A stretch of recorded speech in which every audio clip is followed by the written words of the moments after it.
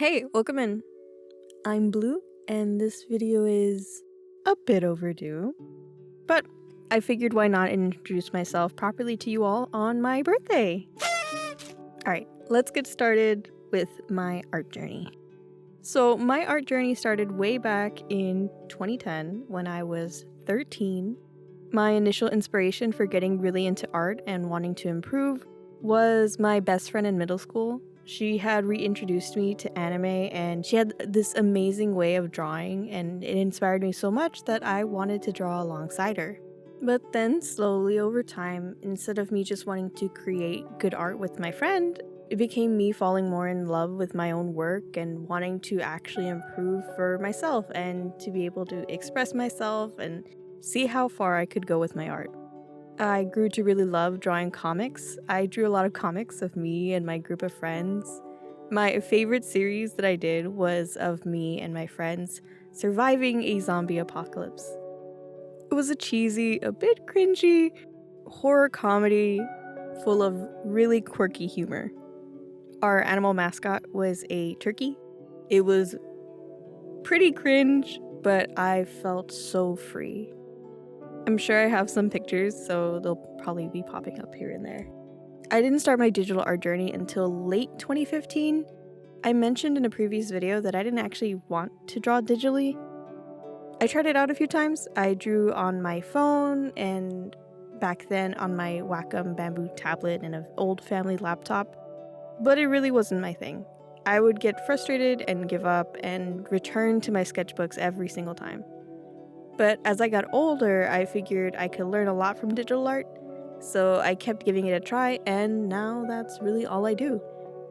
I haven't gone back to digital art at all. I have bought a sketchbook recently, but it's really only used for note-taking. I read a lot of my scripts in there, I take a lot of notes, I write little reminders because I forget things easily if I don't write them down. And there's very, very few doodles in there. I would love to go back to traditional art. I really want to go back to painting again, or maybe even making comics on paper. Maybe even trying to animate traditionally. That could be really crazy. Okay, so art programs. I've used a lot of art programs throughout my digital art journey. From a really old version of Photoshop to nowadays, Clip Studio Paint and Procreate. The app I used a lot and learned the majority of my digital art skills was on Medibang. The UI was super simple and straightforward, and it helped me out a lot. I also learned a lot through watching speed paints on YouTube. I used to watch speed paints for hours and slowly pick apart what it is the artist was doing in the video, and I would still watch it at like whatever speed they had set their speed paint at.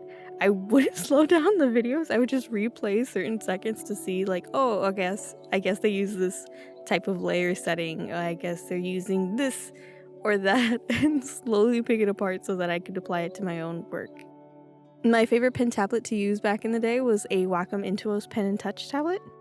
Again, it was a super simple setup for my developing digital art brain.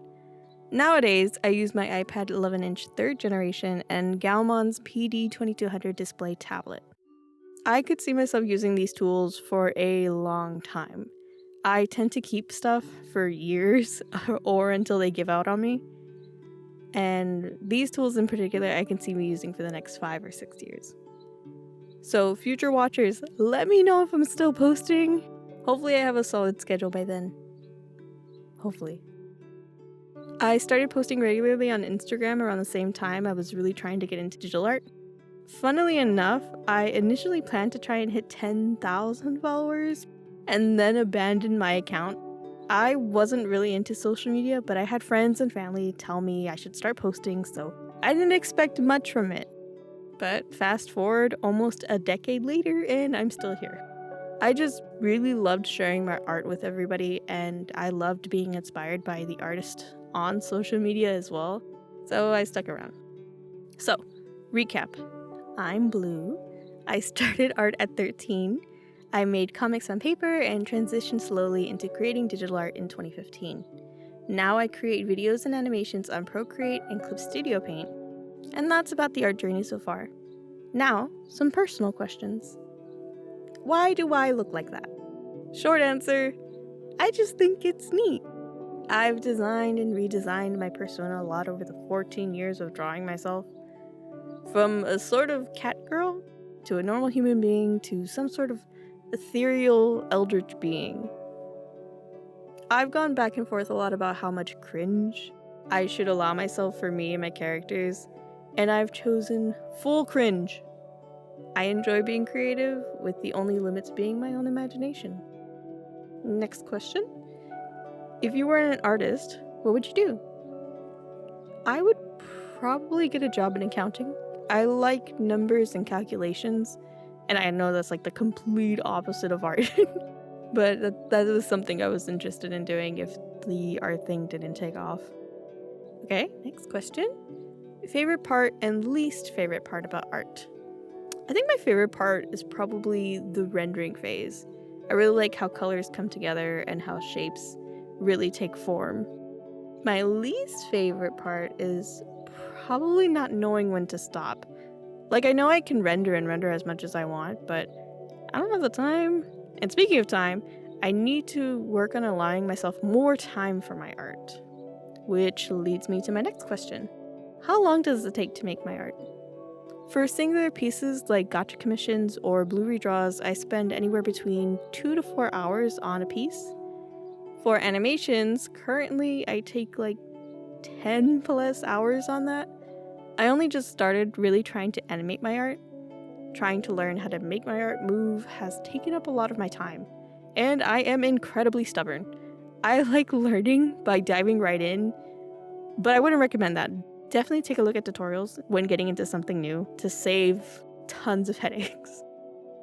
Okay, next question. What inspired you to create Enderblue? I love Minecraft, and obviously I love Enderman. I made this piece in 2021 about how I was sad and decided to marry an Enderman, and it was a big hit amongst my audience, and I just went with it. That was also around the same time I was messing around with TikTok. I made a few videos on my Ender friend, and well, things just worked out. I started building a story and more characters, and here we are. Now, for our last question, what are your goals? My biggest goal, my ultimate wish for everything I do really is, I want to have fun. I want to enjoy what I create, and I want anyone who happens to see my work to also enjoy it even a little bit. I also want to keep improving and learning, which is why I've been really giving YouTube my best shot, even though I'm still a bit awkward with it.